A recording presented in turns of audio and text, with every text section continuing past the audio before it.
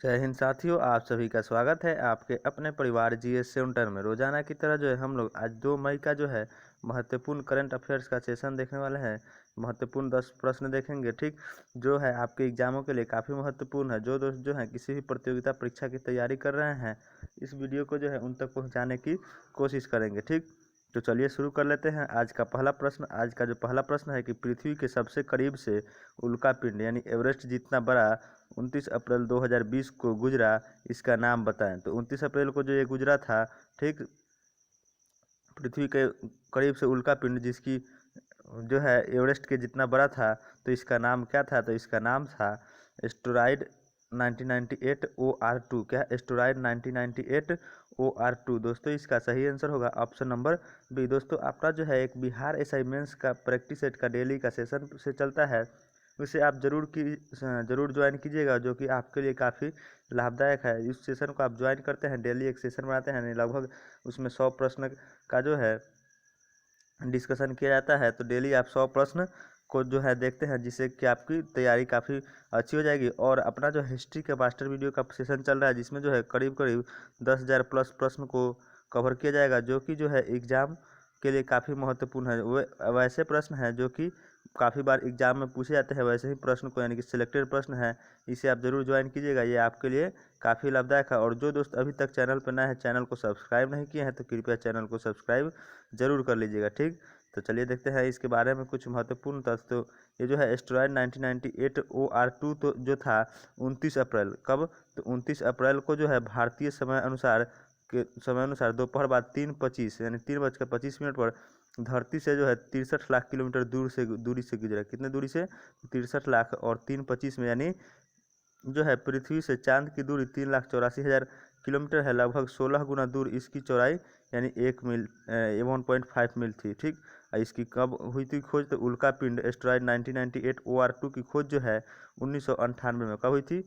तो इसकी खोज जो है 1998 में हुई थी। नासा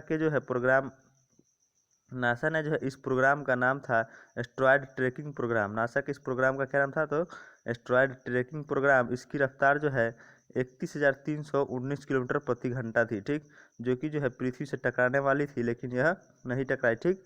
यह जो है पृथ्वी के काफ़ी दूरी से गुजर गई, ठीक। अगला प्रश्न देखते हैं। अगला प्रश्न है एक्टर इरफान खान का जो है हाल ही में निधन हुआ है, तो वो किस बीमारी से जूझ रहे थे? तो एक्टर इरफान खान का हाल ही में निधन हुआ है, तो वो किस बीमारी से जूझ रहे थे? तो इसका सही आंसर होगा न्यूरो एंडोक्राइन ट्यूमर, ठीक। न्यूरो एंडोक्राइन ट्यूमर से जो है वो जूझ रहे थे। इसका सही आंसर होगा ऑप्शन नंबर बी, ठीक। देखते हैं इसके बारे में कुछ प्रमुख है।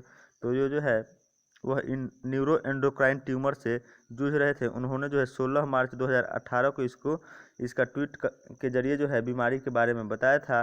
पिछले साल 2019 में जो है इरफान खान लंदन से इलाज करवा कर लौटे थे, और लौटने के बाद वे कोकिलाबेन अस्पताल के डॉक्टरों की देखरेख में ही ट्रीटमेंट और रूटीन चेकअप करवा रहे थे। 28 अप्रैल को जो है वह कोलन इन्फेक्शन की वजह से अस्पताल में भर्ती हुए। इसी इन्फेक्शन की वजह से जो है उनकी डेथ हुई थी। उनकी मृत्यु की का जो किसी कारण हुआ है, तो कोलन इन्फेक्शन। किसी कारण? Colon infection. लेकिन वो जो है इंडोक्राइन से जूझ रहे थे, लेकिन मौत का कारण जो है कोलन इन्फेक्शन है, ठीक। क्या है न्यूरो एंडोक्राइन ट्यूमर? इसके बारे में चलिए देख लेते हैं। तो न्यूरो एंडोक्राइन ट्यूमर जो है एक प्रकार का कैंसर है। क्या है? एक प्रकार का यह कैंसर है, ठीक। न्यूरो एंडोक्राइन जो है एंडोक्राइन सिस्टम हम सबके शरीर के अंदर पाता है। क्या है? एंडोक्राइन जो है सभी के शरीर के अंदर पाया जाता है। सांड के एंडोक्राइन सिस्टम में जो है कई तरह के ग्लैंड्स होते हैं, जो आपके खून में सीधे हार्मोन छोड़ते हैं, ठीक। और शरीर में जो है इनसे बने सिस्टम को इन ग्लैंड्स के रूप में ही एंडोक्राइन सिस्टम कहा जाता है। यानी कि इनसे बनने वाले सिस्टम को जो है ग्लैंड के ग्रुप को ही एंडोक्राइन सिस्टम कहा जाता है।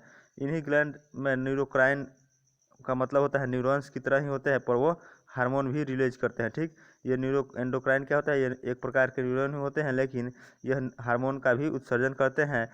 यही हार्मोन शरीर के कई महत्वपूर्ण फंक्शन को कंट्रोल करते हैं, ठीक।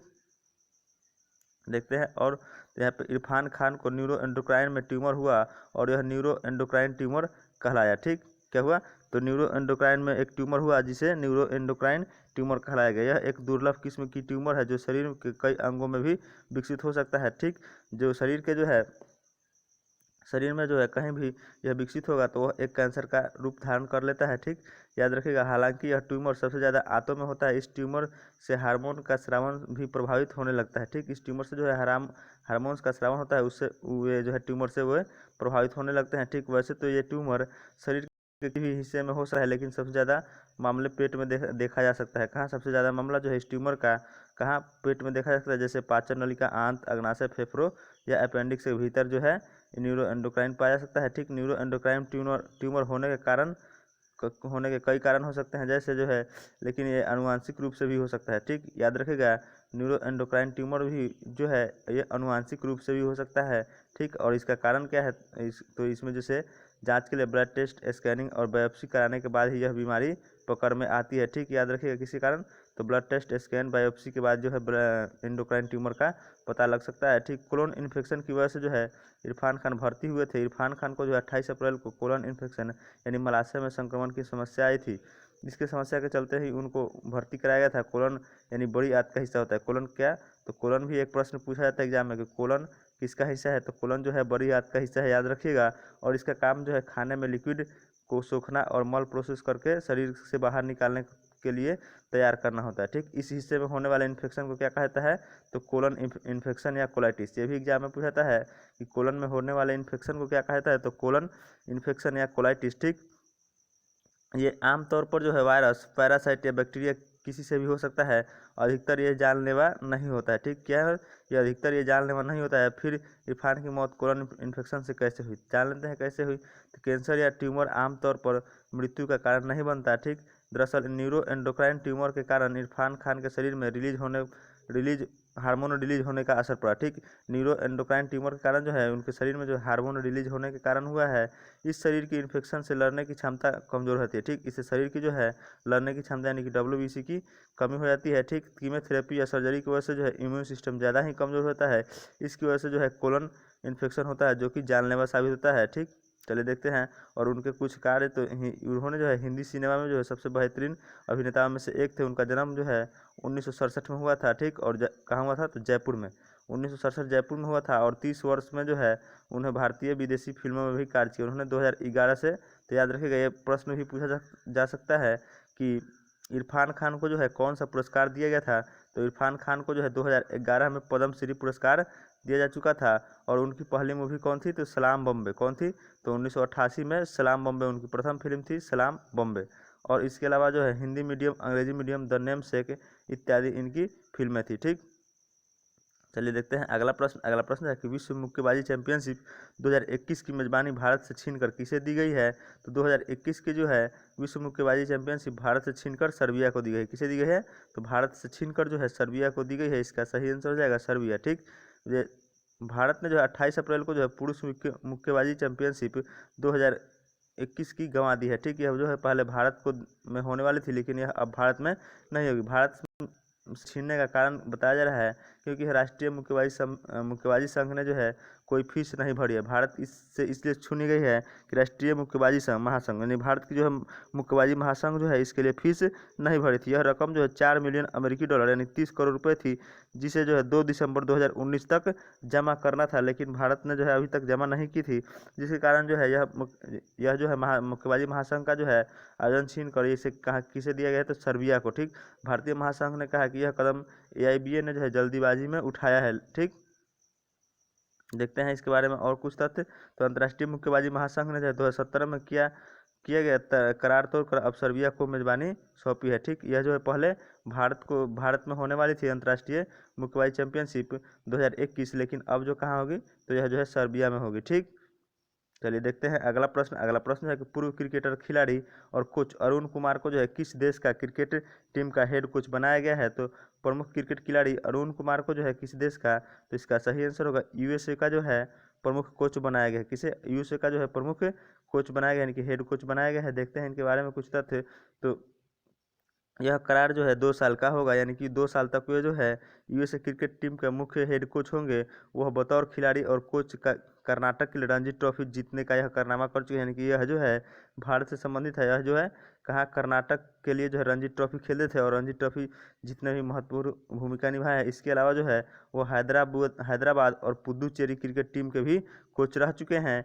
और यूएसए क्रिकेट के सीईओ इयान हिगिस ने 28 अप्रैल को यह पुष्टि की है कि वहाँ के कोच अब कौन होंगे, तो अरुण कुमार।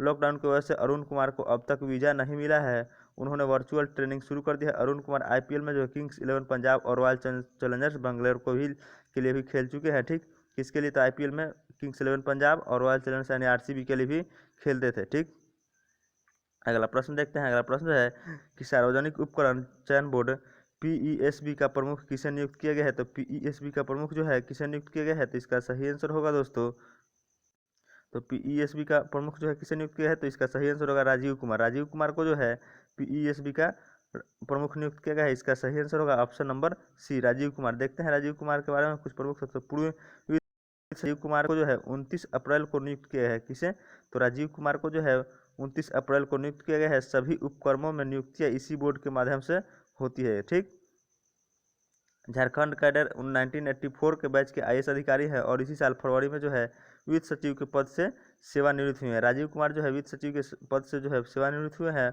और उन्हें जो है कौन सा पद दिया गया है, तो उन्हें अब क्या, तो सार्वजनिक उपकरण चयन बोर्ड यानी पीईएसबी का जो है प्रमुख नियुक्त किया है, किसे, राजीव कुमार को। पीईएसबी का जो है प्रमुख नियुक्त किया है राजीव कुमार को। ठीक, इन्हें कपिल देव त्रिपाठी के स्थान पर नियुक्त किया है। ठीक, पीईएसबी के जो है पहले प्रमुख कौन थे, तो कपिल देव त्रिपाठी, और त्रिपाठी को जो है हाल ही में रामनाथ कोविंद का सचिव नियुक्त किया है। ठीक, कपिल देव त्रिपाठी जो है रामनाथ कोविंद को जो है हाल ही में सचिव नियुक्त किए हैं और उसके बाद वो पद खाली था, जिसके कारण जो है इन्हें अब बनाया गया है। ठीक, अगला प्रश्न देखते हैं। अगला प्रश्न जो है कि आईओसी का नया चेयरमैन किसे बनाया गया है, यानी कि इंडियन ऑयल कॉरपोरेशन।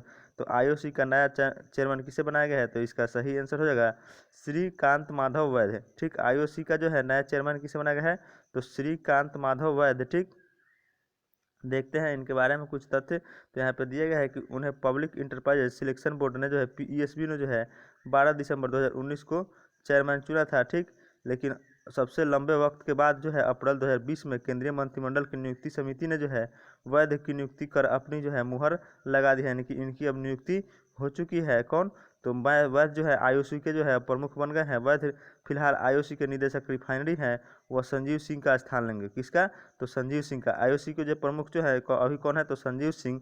ठीक, जो कि जून 2020 में सेवानिवृत्त होंगे। इन्होंने अभी कार्यभार नहीं संभाला है। ठीक, जून 2020 में जो है इनकी सेवानिवृत्ति के बाद जो है वैद्य इस कार्यभार अपना जो है निदेशक का कार्य संभालेंगे।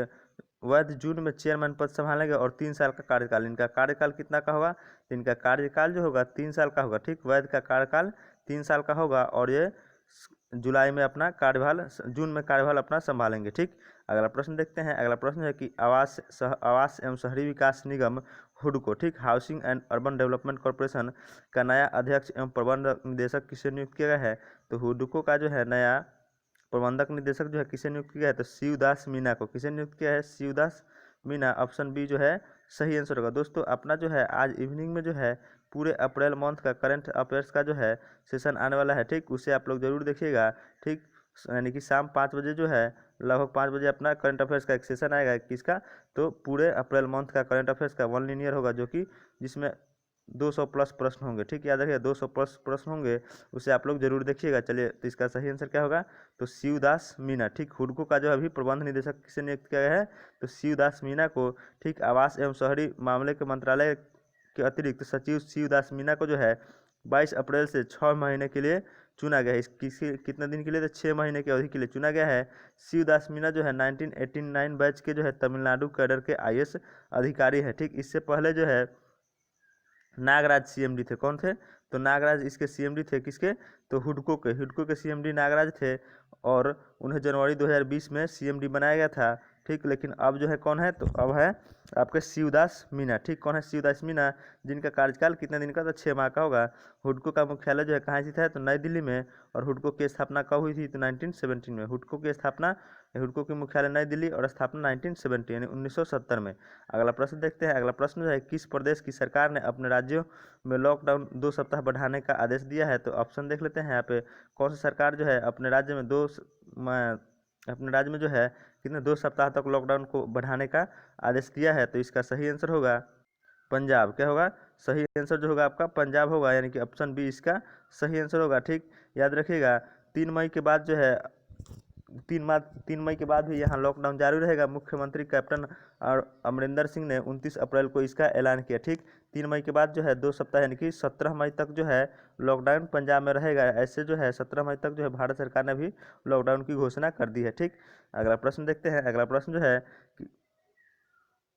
और लॉकडाउन के दौरान जो है सहूलियत के लिए जो है सुबह 7 बजे से लेकर 11 बजे तक जरूरी सामानों की खरीदारी कर सकते हैं, यानी कि समय सीमा भी यहाँ बताई गई है। 7 बजे से लेकर 11 बजे तक जरूरी सामानों की खरीदारी कर सकते हैं। इस दौरान सोशल डिस्टेंसिंग बनाए रखना होगा और फेस मास्क पहनना होगा। ठीक, ये कोरोना वायरस से जो है जितना जो है सोशल डिस्टेंसिंग बना कर रखते हैं काफ़ी अच्छी होगी। ठीक, और पंजाब में जो है अभी तक कितने 345 मौतों की पुष्टि हो चुकी है, यानी कि इस संक्रमण को जो है अब तक 345 संक्रमण की पुष्टि हो चुकी है। मौत नहीं दोस्तों, 345 लोग इससे जो है अभी तक संक्रमित हो चुके हैं। ठीक, अगला प्रश्न देखते हैं। अगला प्रश्न जो है कोयला और खान मंत्रालय ने वित्त वर्ष 2020-21 के लिए जो है देश के लिए जो है कोयला उत्पादन का लक्ष्य कितना रखा है? तो कोयला एवं खान मंत्रालय जो है कि 2020-21 के लिए जो है कोयला का उत्पादन 710 मीट्रिक टन इसका उत्पादन का लक्ष्य रखा गया है। ठीक, कितना रखा गया है? तो 710 मीट्रिक टन। ठीक, 2023-24 में जो है 1 बिलियन टन कोयला का उत्पादन करने के तर्ज पर यह निर्णय लिया गया है, यानी कि भारत सरकार का उद्देश्य है कि 2023-24 तक जो है यह उत्पादन को कहाँ तक बढ़ाना है? तो 1 बिलियन टन तक। ठीक, और 2020-21 में जो है कितना 710 मीट्रिक टन तक जो है इस उत्पादन का लक्ष्य रखा गया है, लेकिन 2023-24 में जो इसका इस उत्पादन को बढ़ाना है, कितना करना है?